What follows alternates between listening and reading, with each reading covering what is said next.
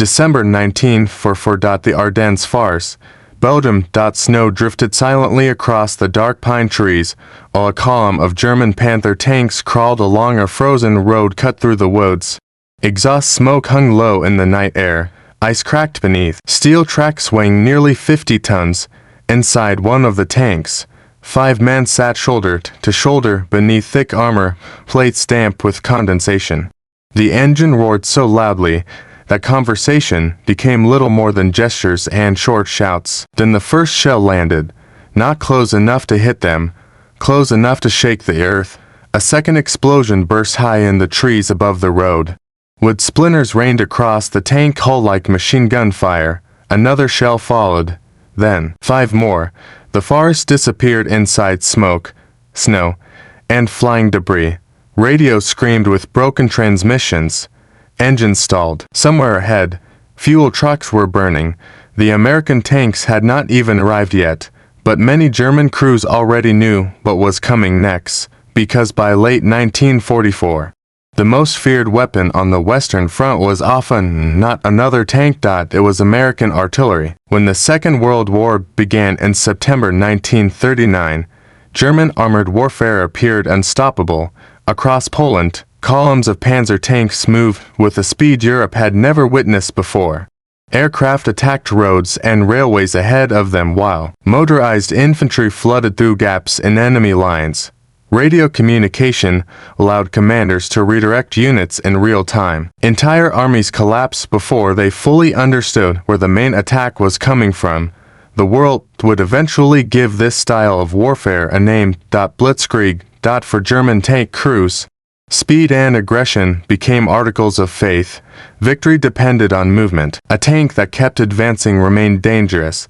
A tank forced to stop became vulnerable. German doctrine trained crews to strike hard, bypass resistance, and destroy enemy formations were shock and coordination, rather than attrition alone. In the early years of the war, the formula worked with devastating effect. France fell in only 6 weeks during 1940. In the Balkans, German armored formations swept through Yugoslavia and Greece with startling efficiency. Even during the opening phase of Operation Barbarossa in 1941, enormous Soviet armies were surrounded and destroyed as German panzer divisions advanced hundreds of kilometers into Soviet territory.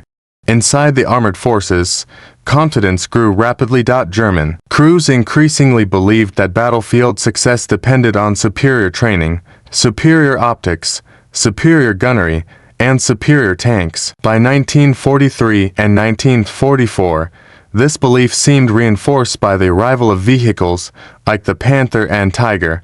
Their guns could destroy most Allied tanks at long range. Their frontal armor often resisted direct hits that would cripple lighter vehicles. Many German commanders viewed tank warfare almost as a contest of technical skill between armored elites. But while Germany focused heavily on tactical excellence and armored lethality, the United States approached warfare differently. American planners understood that the war would become industrial on a scale never seen before. Rather than relying entirely on a few technologically dominant weapons, the U.S. military emphasized coordination between artillery, logistics, air power, engineering, and communications. Factories in Detroit, Pittsburgh, and Chicago produced not only tanks and aircraft, but radios, trucks, ammunition, spare parts, and mobile support systems in overwhelming quantities. American doctrine placed enormous trust in artillery, not simply as support for infantry attacks, but as the central instrument capable of shaping the battlefield itself. While German armored officers studied armor penetration and maneuver tactics, American planners refined systems designed to locate targets quickly, relay coordinates instantly, and deliver massed fire with mathematical precision. At first, many German crews underestimated this difference. That assumption would begin collapsing after the Allied landings in France during the summer of 1944, where the battlefield itself started changing in ways German tank veterans had never fully experienced before. By the time Allied forces broke out from Normandy in the summer of 1944, American artillery had evolved into one of the most coordinated battlefield systems of the entire war.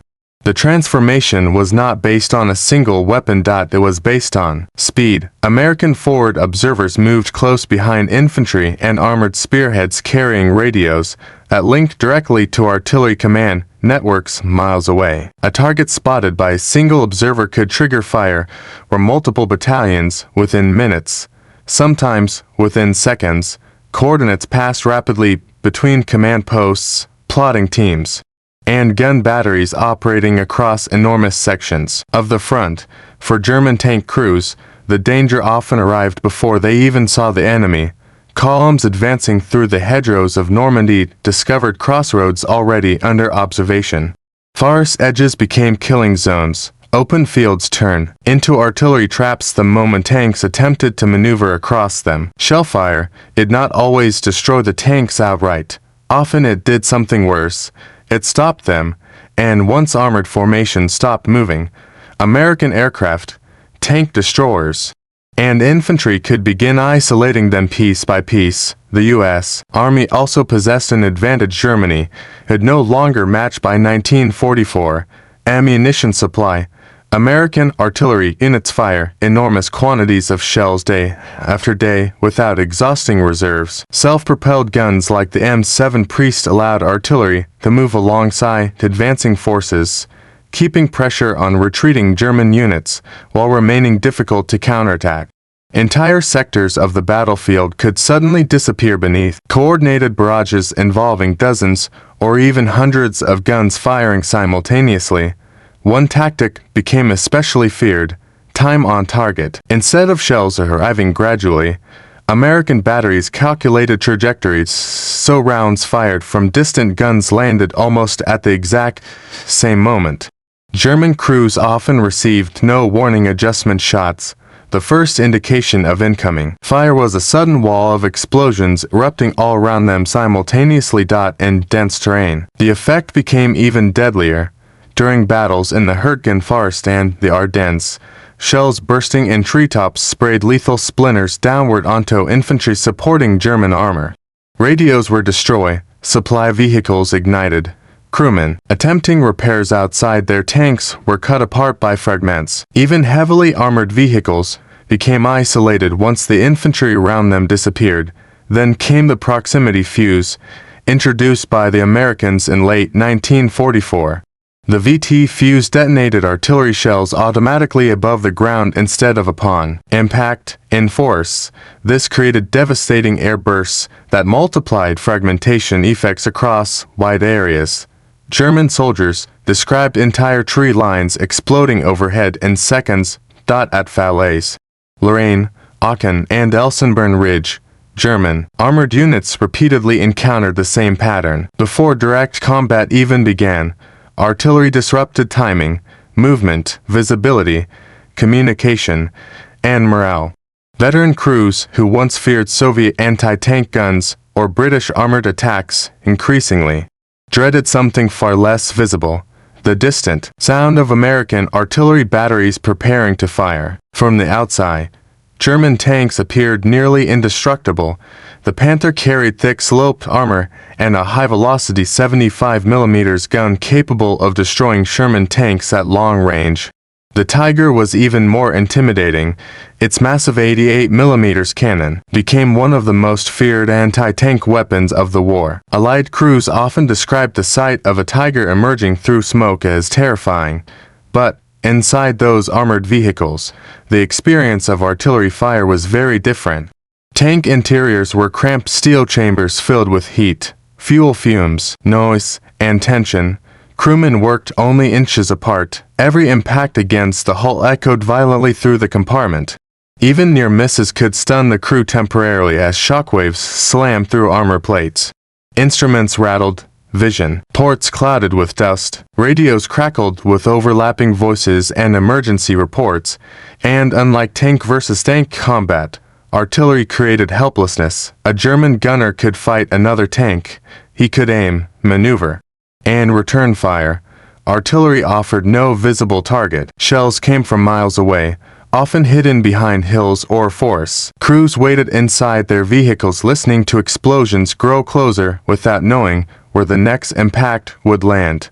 Veterans later described the psychological exhaustion as constant. Otto Karius, one of Germany's most experienced Tiger commanders, repeatedly wrote about artillery disrupting movement and damaging tanks without always destroying them outright.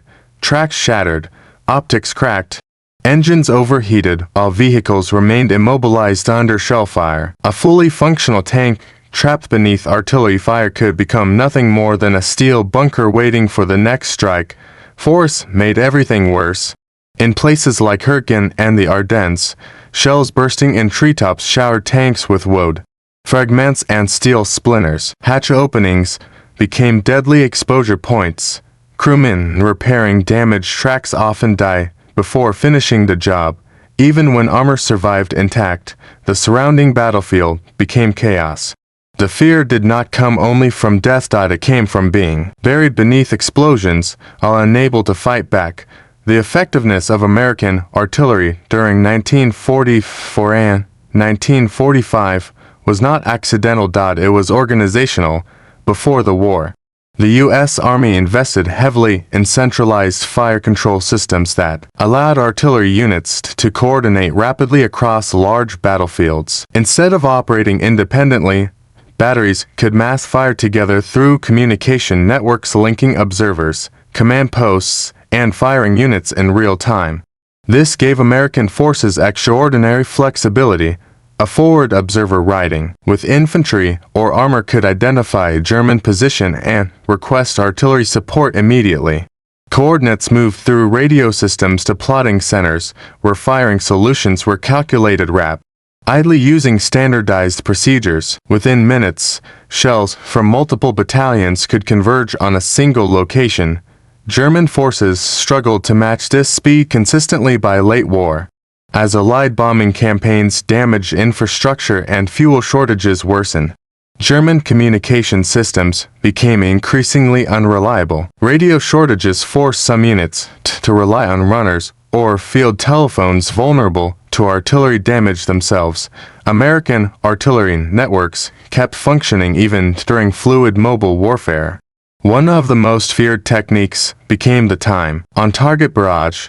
Different artillery batteries fired simultaneously from varying distances, so all shells landed together. German soldiers often received almost no warning before entire concentrations detonated around them at once.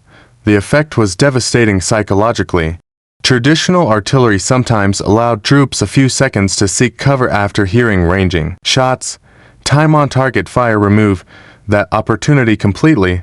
Roads, assembly points, and defensive positions erupted instantly under concentrated explosions before units could react. For tank crews attempting to coordinate movement through narrow roads or forests, those few moments often determined survival. Many German armored veterans feared one particular kind of artillery fire more than any other: air bursts. When standard artillery shells struck the ground, much of the explosion was absorbed downward into soil or snow, but shells detonating above ground scattered fragments horizontally across a much wider area. In force, the effect became catastrophic. American proximity fuse technology intensified this dramatically during late 1944. Instead of detonating only after impact, VT fuse shells exploded automatically when they approached the ground or nearby objects. In wooded terrain, shells burst among the treetops themselves. Thousands of fragments ripped downward through branches, vehicles, and exposed infantry positions. German troops in the Ardennes described entire force exploding overhead. Infantry accompanying armored units suffered especially severe losses. Men sheltering behind trees discovered the trees themselves becoming deadly fragmentation weapons. Wooden splinters mixed with steel fragments at tremendous speed. Casualties mounted rapidly even among troops not directly hit by shell impacts. This isolation mattered enormously for tanks. German armor depended heavily on nearby infantry for protection against ambushes, anti-tank teams, and close assaults. Once artillery scattered or destroyed accompanying infantry, Tanks became dangerously exposed while maneuvering through villages, forests, or narrow roads. A Panther or Tiger could survive direct fire from many Allied tanks, but it could not function effectively alone in a battlefield shattered by artillery overhead. By late 1944, the Western Front had become a war of endurance as much as maneuver, and in that kind of war, the United States possessed an overwhelming advantage. American artillery batteries rarely worried about conserving ammunition the way German units increasingly had to. Endless convoys moved shells, fuel, spare parts, and replacement equipment across newly liberated France toward the front lines. Rail networks damaged by retreating German forces were quickly repaired by Allied engineers. Portable bridges crossed rivers within hours. Fuel pipelines stretched across Europe behind advancing armies. The system kept moving. For German armored formations, the situation was the opposite. Many Panther and Tiger units entered combat already weakened by shortages. Fuel was rationed. Carefully, replacement parts arrived late or not at all. Damaged tanks often had to be abandoned simply because recovery vehicles lacked gasoline. Crews cannibalized wrecks, beside roads, in freezing weather. Allied artillery searched constantly for traffic movement behind the front. American shellfire multiplied these logistical problems. Road junctions became priority targets. Fuel trucks exploded under artillery strikes. Repair teams scattered during barrages. Even temporary halts created dangerous traffic congestion because German armored columns depended on a shrinking number of uses. Low roads, once vehicles, became trapped bumper to bumper.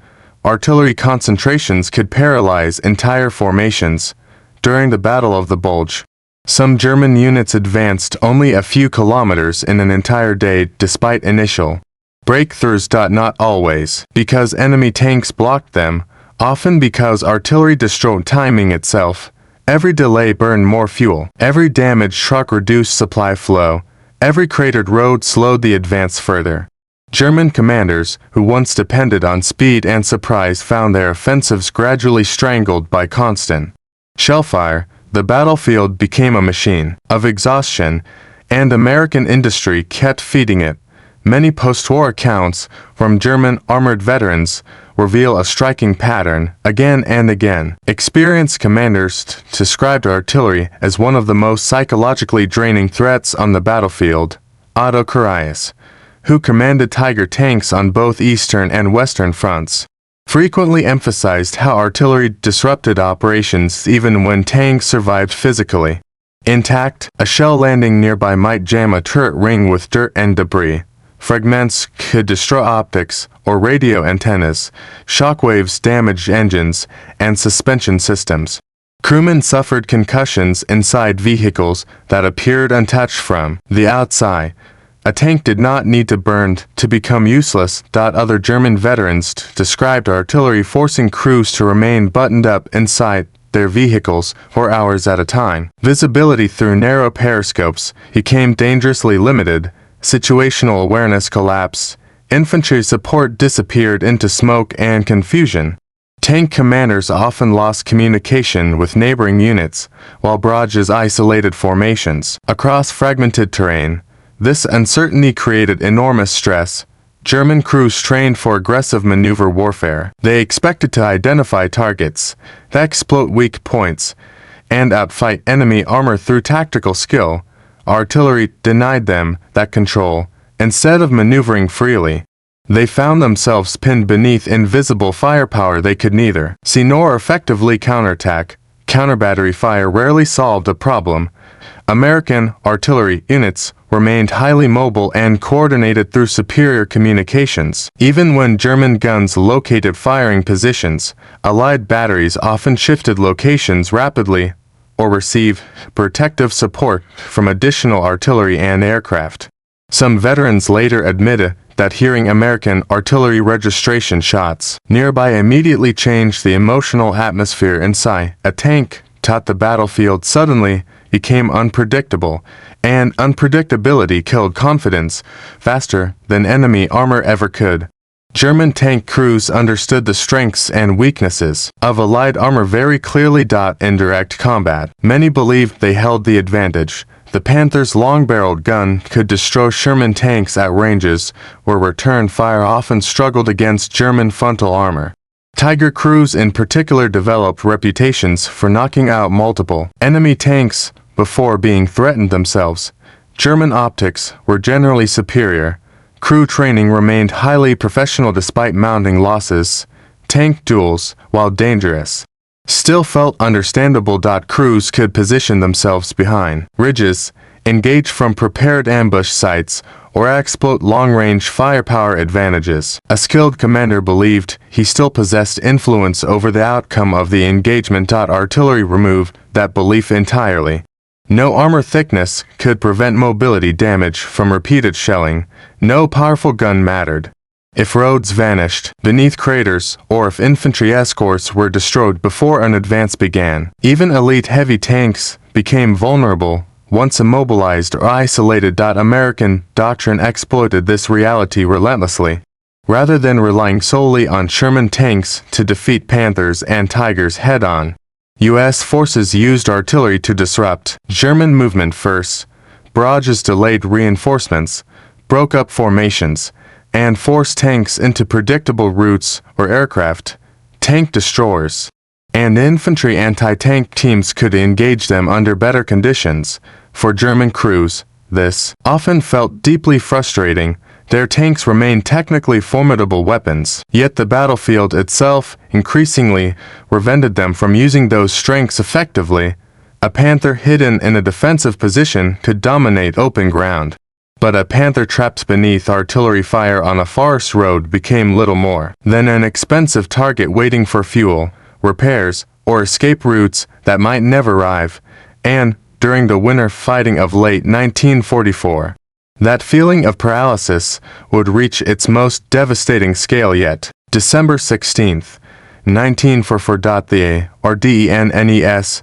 Just before dawn, German artillery opened fire across nearly 100 kilometers of front line as Hitler launched his final major offensive in the west.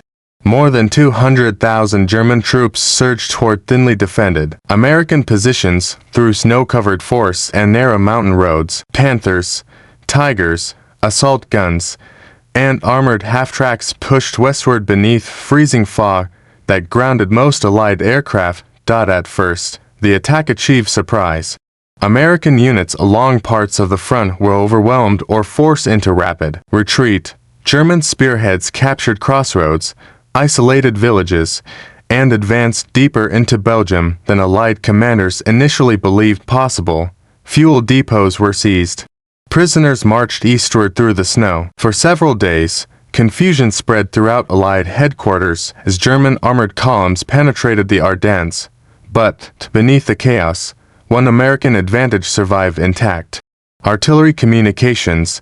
Even when infantry positions collapsed, forward observers and artillery officers continued transmitting coordinates through damaged radio networks. Batteries repositioned rapidly behind defensive lines, while commanders concentrated fire around critical road junctions and narrow valleys where German armor had little room to maneuver. At Elsenborn Ridge, American artillery became one of the decisive defensive weapons of the entire battle. German infantry and armor attempting to break through the ridge encounter relentless shellfire from massed American guns positioned behind the lines. Observers stationed on high ground directed barrages into advancing formations struggling through snow and forest roads. Explosions shattered vehicles already slowed by terrain and traffic congestion. For German tank crews, movement itself became dangerous. Roads through the Ardennes were narrow even under normal conditions. In winter, with ice covering the pavement and disabled vehicles blocking routes, entire armored columns compressed into vulnerable traffic jam stretching for kilometers. Through the forest, fuel trucks, ammunition carriers, repair vehicles, and tanks crowded together beneath trees stripped bare by winter winds. Then American artillery found the roads. Shells crashed into intersections and mountain passes with devastating precision. Burning vehicles blocked escape routes. Drivers abandoned trucks as ammunition detonated inside cargo beds. Recovery crews, attempting to clear wrecks, came under additional barrages moments later. Frozen soldiers dived into ditches, while panthers and tigers sat immobilized behind walls of smoke and fire, near Bastogne. Artillery officers supporting the surrounded 101st Airborne Division coordinated constant defensive fire missions against German approach routes. Even during periods of heavy fog and low visibility, American guns continued hammering assembly areas and road networks surrounding the town. German officers, increasingly, reported the same problem. Their attacks were losing momentum before reaching major defensive positions, not because American tanks destroyed them directly, because artillery was tearing apart the offensive while it was still trying to move. As the Battle of the Bulge continued into late December, the German advance began slowing across almost the entire front. And, with every passing day, American artillery intensified. The U.S. Army possessed thousands of guns positioned across the Ardennes sector, from lightweight pack howitzers supporting airborne troops to heavy long-range artillery batteries firing from miles behind the front. Once German routes of advance became clearer, American commanders concentrated firepower with enormous efficiency. Entire valleys fell under continuous bombardment. German armored units attempting to regroup after attacks often discovered their assembly areas already registered by Allied observers. Columns halted for refueling suddenly came under barrage. Bridges collapsed beneath repeated shellfire.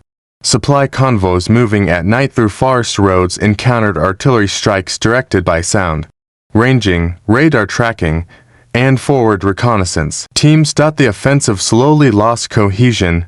Panther tanks that had broken through American lines during the opening days now sat stranded without fuel or infantry support. Tiger crews waited beside frozen roads for orders that never arrived because communication networks had collapsed under pressure and bombardment. Damaged vehicles accumulated faster than German recovery units could repair or evacuate them. In many sectors, artillery transformed retreat routes into graveyards of steel. Near St. Vith and Bastogne, American guns repeatedly targeted crossroads packed with German traffic. Vehicles collided in darkness and snowstorms, while explosions lit the force with brief flashes of orange fire. Horses pulling supply wagons panicked under bombardment. Ammunition trucks erupted violently enough to shake nearby tanks. Some German crews abandoned perfectly functional vehicles simply because movement became impossible. Others remained trapped inside disabled tanks for hours as artillery continued falling around them. Hatch covers stayed sealed against fragments and tree bursts, while oxygen grew thin inside cramped compartments filled with smoke, sweat, and engine fumes. Outside, infantry support scattered through shattered woods trying to escape the bombardment. Then the weather changed. In late December, the skies above the Ardennes finally cleared. Allied aircraft returned immediately, attacking roads and supply columns already crippled by artillery fire. Fighter bombers hunted vehicles exposed on narrow mountain routes, while artillery continued striking bridges, intersections, and defensive positions below. German units now faced pressure from both air and ground simultaneously. The offensive never recovered. By January 1945, the Ardennes operation had exhausted many of Germany's remaining armored reserves. Hundreds of tanks and assault guns were destroyed, abandoned, or rendered inoperable. More importantly, irreplaceable veteran crews had been lost after weeks of relentless combat and bombardment.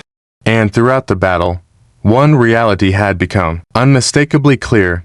German armor had not simply been defeated by superior tanks. It had been suffocated by a battlefield dominated by American artillery coordination, logistics, and overwhelming firepower. The deadliest weapon was often invisible, hidden far behind the lines, firing mathematically timed barrages into roads, forests, and valleys crowded with exhausted men trapped inside steel machines.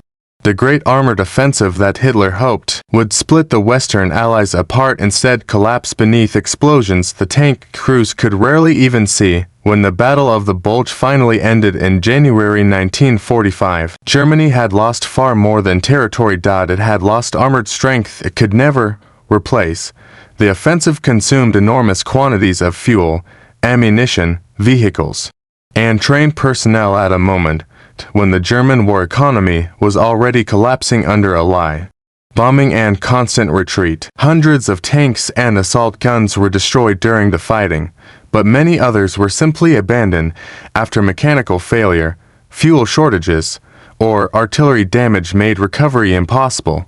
For surviving German crews, the psychological effects remained profound. Veteran tankers who had fought across Poland, Russia, France, and the Balkans increasingly described the Western Front as a battlefield dominated by artillery and air power rather than traditional armored maneuver warfare. Direct tank engagements still occurred, sometimes with brutal intensity, but they no longer defined the battlefield in the same way they had earlier in the war. Movement itself had become the primary vulnerability.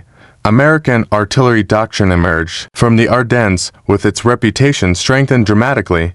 U.S. commanders had demonstrated an ability to coordinate massed fire across enormous sectors even during periods of confusion, poor weather, and rapid frontline changes. At Bastogne alone, American artillery units fired thousands of rounds daily despite encirclement and freezing conditions. Across the broader campaign, Allied guns delivered staggering amounts of ammunition.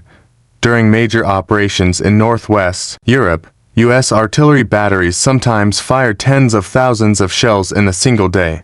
The industrial and logistical systems supporting this firepower proved just as important as the guns themselves. Trucks continuously moved ammunition from ports in France toward frontline depots, while repair crews kept artillery units mobile and operational. German commanders recognized the imbalance clearly. Captured reports and post-war testimonies repeatedly emphasized Allied superiority in artillery coordination and supply. Some officers admitted that even when German armor achieved local breakthroughs, sustaining those advances became nearly impossible once American artillery concentrated against road networks and staging areas. The battlefield no longer rewarded isolated tactical brilliance alone. It rewarded communication, logistics, and the ability to deliver overwhelming firepower continuously across vast areas of terrain. And that lesson would not disappear with the end of the Second World War. In the decades after the war, historians and veterans alike began re-examining many of the myths surrounding armored combat in the Second World War. Popular memory often focused on dramatic tank duels, Tigers facing Shermans across open fields, burning wrecks scattered across Europe, commanders searching for enemy armor through gun sights coated with dust and smoke. These battles were real, and often deadly, but for many soldiers who actually fought the war, artillery remained the more constant fear. Infantrymen described shellfire as inescapable. Tank crews remembered the concussive shock of repeated near misses echoing through steel hulls. Medics recalled men arriving from bombardments dazed, bleeding, and half-deaf without visible wounds. Entire operations could succeed or fail depending on which side controlled artillery concentration and ammunition flow. The Western Allies understood this increasingly well by 1944. Rather than treating artillery as merely supporting fire, they integrated it into nearly every aspect of battlefield planning.